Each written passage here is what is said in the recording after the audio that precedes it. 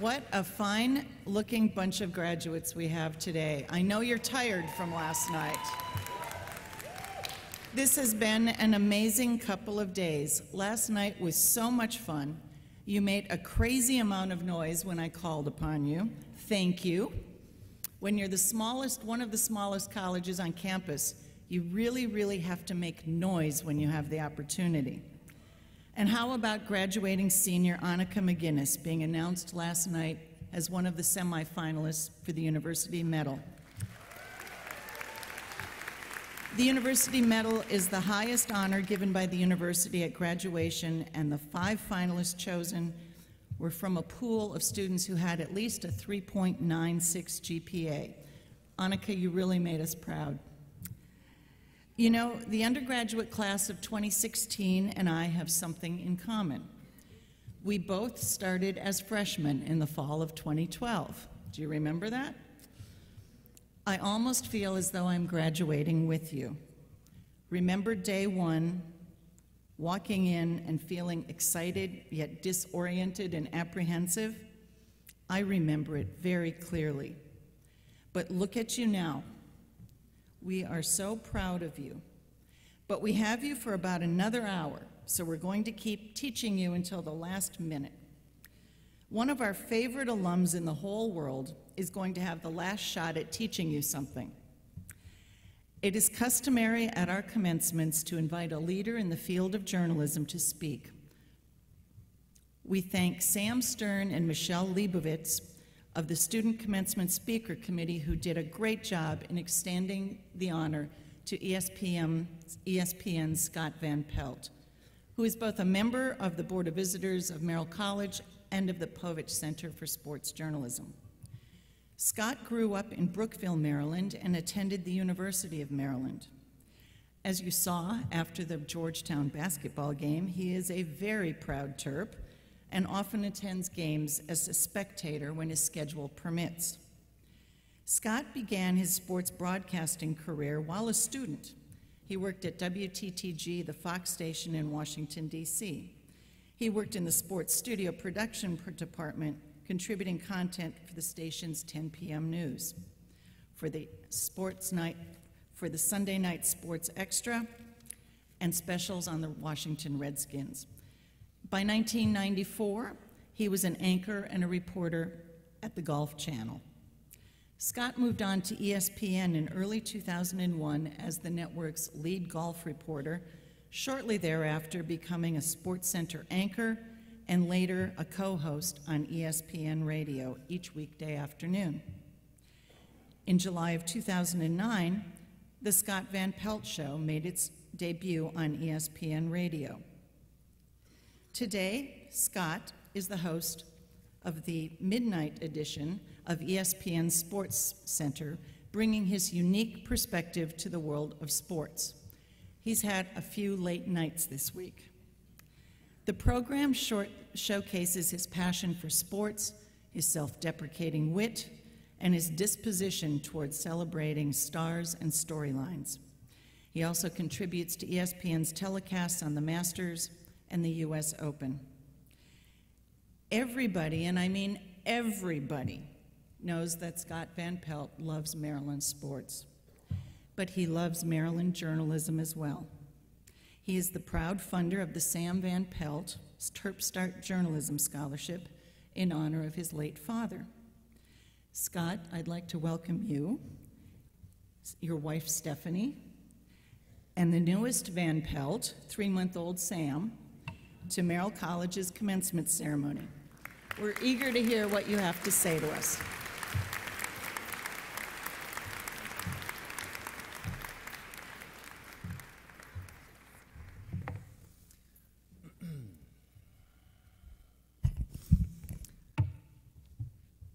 I will never work at ESPN. That is what is written on this Post-it note in this beat-up frame. It sits on my desk at home. I signed it April the 30th, 1996. It was part of a bet with a coworker I had at the Golf Channel. It cost me $100. I keep it on my desk at home as a daily reminder to be open to whatever might come down the road. I tell you that in the hopes that for those of you who are sitting there right now wondering, what in the hell am I going to do now? I mean, after we're done here.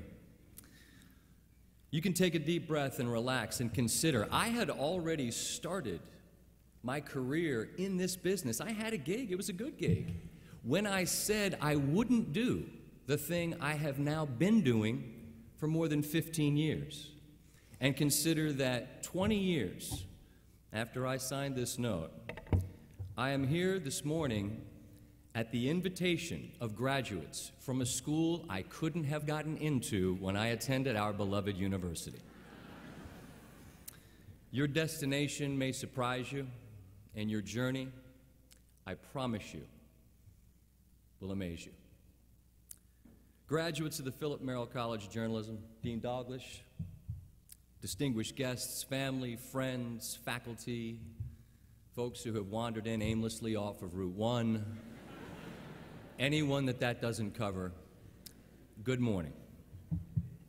I walked off the Sports Center set last night at 1 in the morning. My alarm went off at 5:30 this morning. I'll be on the set tonight at midnight, which means tonight's show might suck. I'm here for one reason, and one reason only. It's you who asked. I would have told anyone else that might have asked, I'm sorry, my schedule's a little too crowded, I'm just busy at the moment. And that would have been true. And in fact, I'm pretty sure I told George Solomon that repeatedly, he just didn't care. But this is a profound honor. Because long before I was that guy from ESPN, and long after I'm no longer that guy from ESPN, I will always be that guy from Maryland.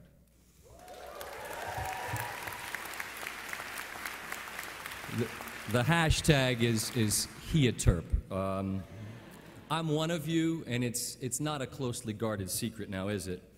Selfishly, I actually came here this morning because I cannot tell you how many times during my career some kid has come up to me and said, I want to do what you do. And I say, man, that's great. What are you studying? And they say, accounting. And I think, what? You don't want me to do your taxes, and you're probably not going to end up hosting Sports Center.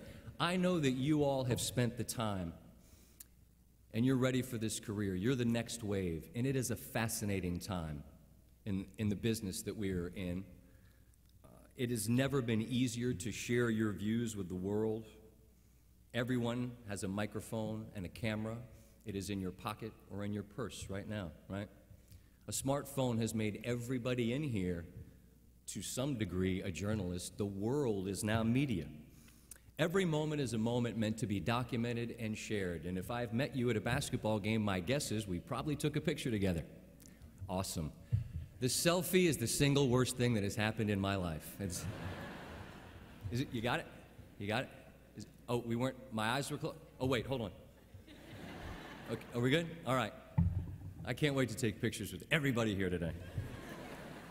Back to the point. It has never been easier to share whatever it is you have to say. If you just look at blogs, look at their evolution over the course of, say, the last 10 years. The notion of the guy or the girl in their pajamas in their parents' basement, that's been replaced by anybody, for anybody, I should say, that's paying attention. Because blogs now not only exist, but they thrive.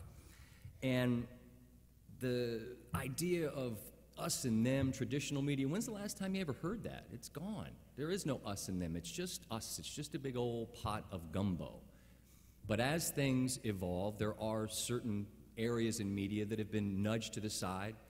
And I say this with great respect to my dear friend George Solomon, who's a prince of a man and such an asset to the university and specifically to all of you. But you know, the Washington Post on your front step, that's not where headlines are broken anymore. It's too late. Because blogs, social media, Twitter, there's so much chatter, there's so much noise, there's so much clutter. And the question is, how do you cut through that? How do you make yourself heard? And my thoughts on that really begin with a simple idea. Think about what you have to say, and say it. That's it.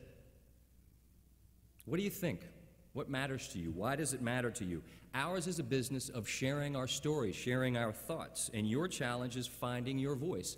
Whether you're saying it out loud into a microphone in a radio studio or into a camera, or if your voice is coming out through your fingers and your keyboard on a computer, find your voice and make it yours. The most important thing you can be, the best thing you can be, is the only thing you can be, and that is you. But that's the good news, because it's enough, and you have to trust that it is. Like a fingerprint, there are some common denominators that exist in all of us, but what differentiates you from somebody else is ultimately what will make you succeed, why you're you, what you have to say. Whatever you do, be authentic. Think of what you want to say and say it, but mean it. Mean it. I can't think of anything that will be worse than saying something to try to get attention and then getting that attention and then waking up the next day and trying to remember, what is it I think again? If all you ever say is what you mean, you won't have to ever wonder what you think. You also don't need to yell much, I've found. It's unnecessary. If what you have to say has merit, people will lean in to listen to what you have to say.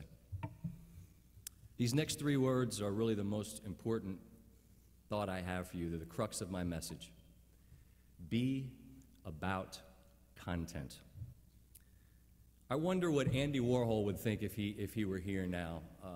If you're unfamiliar with Andy, his thought was that we would all be famous for 15 minutes. As it turns out, he gave us 14 minutes and 54 seconds more than we needed, because vines are 6 seconds long, and that has become our collective attention span. 6 seconds. People apparently become rich because they're Vine famous. Good for them.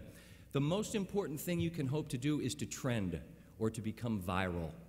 Having done both of those things, I can tell you they're worth nothing. You get nothing for it. And that concept seeps into what we do. It bleeds into that in this way. It's more about getting a click than the column that it links to. Because clicks are more important in a world where all you can aspire to do is trend, in a world that's just increasingly more temporary. If you have a website, I implore you, since I'm going to be the one who's consuming it, focus on the column and not the outrageous click that takes me there. 21 ways your cat is like ice cream. If I click on that, well, that's my fault. But if I click on that and it takes me to some column, and it's your column and your column's garbage, you know what I'm never going to do again? I'm never going to click on your column. If you write something brilliant, on the other hand, people are going to find it. They're going to find it on their own. They're not going to need to be led by the hand to it. And then after that, after they know you write brilliant things, you know what they're going to do? They're going to find you on their own. When I was on ESPN Radio, I was the single worst teaser of the upcoming segment that was on ESPN Radio. I would forget, the clock would get away from me. I was a disaster with that. But my thought was always this: I'd rather be about a compelling 10-minute segment than a 10-second tease. You know, the 10-second tease at the end of the segment, coming up next, you won't believe what Scott Van Pelt says about this. Well, in that unless I tell you I've been trolling you all these years and I'm actually a Duke fan, you're going to believe anything you hear in that segment. And if you overpromise and underdeliver enough times, then people just punt, man. They're not interested. They're going to give up on you. Be about content. The clickbait, the great tease, the Snapchat, the Vine, they're all part of the same family, which is short attention span theater. So much of media, and frankly our entire society, has become like a sandcastle. It's temporary. It's there for 8 seconds. The tide comes in and then it gets washed out. I don't know if I would want to be part of having to feed that monster in media every single day. Because even if you do, and you find that content that people click on and then it trends for today, cool, we did it, then you got to wake up tomorrow and do it again. It's a never-ending churn of snark and cynicism, and I think that would be an exhausting way to exist. Content is permanence, and it will live on beyond the tide coming in and the tide going out. You do a great segment on radio, somebody will come up to you in the grocery store and say, man, I couldn't get out of my car. I just wanted to know what you were going to say next. You do a great segment on television. People years later will say in an airport, that thing you did, it meant something to me. It resonated with me. You write a great column, same thing. The life of a column on the internet is forever. Content is permanent. Trending for a viral moment is the life of a housefly. So be about content. I noticed a funny thing about a lot of us Terps, a common denominator that we have. My dear friend, our Hall of Fame basketball coach back in the day, Gary Williams, certainly has it. We carry this chip on our shoulder about who we are. We have a little bit of an edge. We perceive a slight before it occurs. We're ready to defend the honor of our school from being disrespected, even if it's probably not even coming. If you have a chip on your shoulder because you feel like you have something to prove, good, because you do.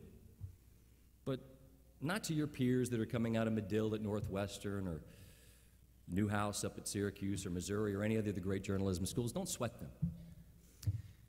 You have to prove yourself to the person with whom you'll have an audience each and every morning when you're brushing your teeth. They'll be looking at the mirror right back at you. Earn your self-respect.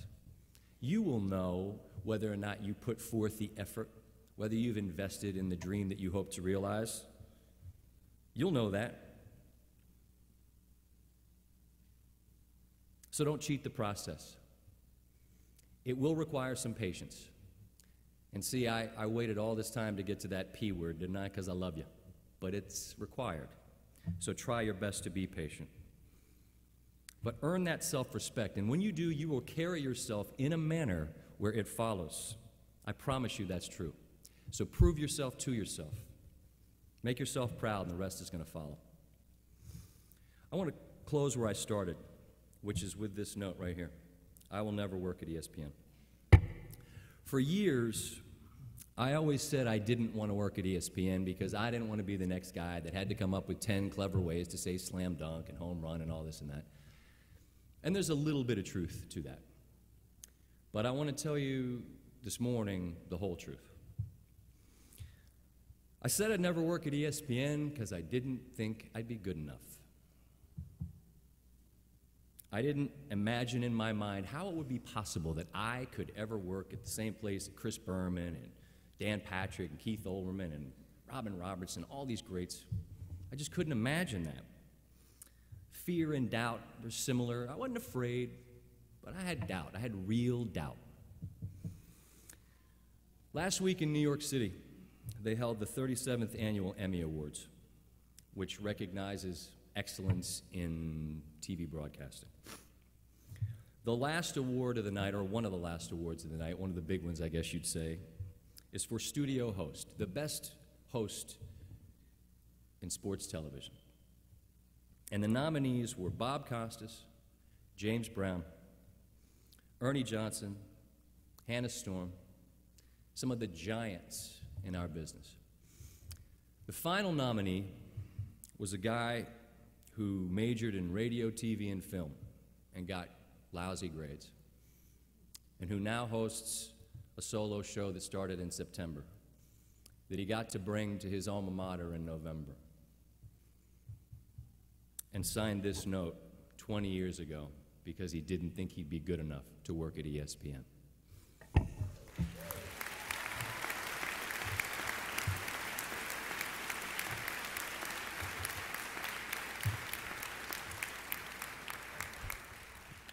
Don't doubt yourself. If I won, I was going to bring that out and slam it down here, and it was going to be so, but Costas wins every year, but that's okay. Because the message still is the same. This business is difficult enough without doubting yourself. You got to trust that you are enough, and then you got to prove yourself right. You think you can't be me? You can be me. Now, you're going to need some luck, and I wish all of you every bit of it that I have had. But every one of you is already ahead of me right now at the similar stages in our life. All of you, you're ahead of me. You're graduating from the Philip Merrill College of Journalism that I couldn't get into. And you are graduating far more quickly than I got to the finish line, I'll promise you. But now comes the hard part, because now you got to catch me. Now, admittedly, I am getting older. But I am going to keep running as fast as I can for as long as I can. But inevitably, I will fail and give out, and and somebody's going to catch me, and nothing would make me happier than if it's one of you.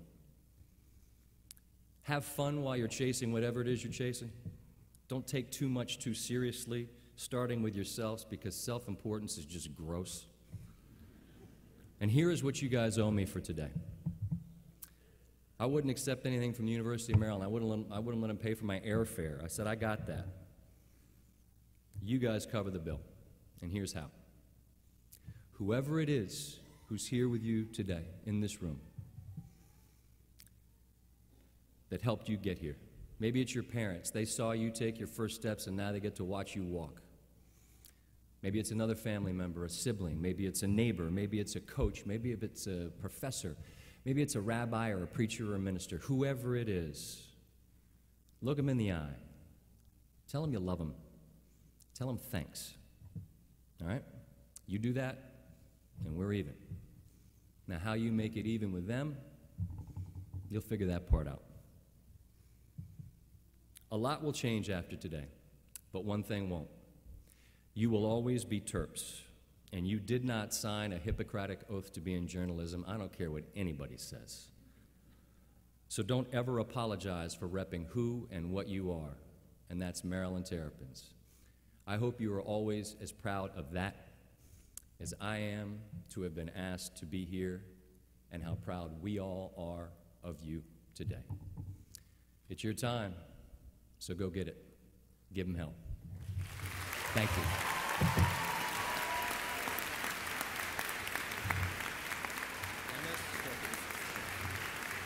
Thank you. Thank you. Thank Got to get this on. Thank you. Scott, thank you so much. This is a token of our appreciation. Thank you. Thank you. I appreciate it. Thank you.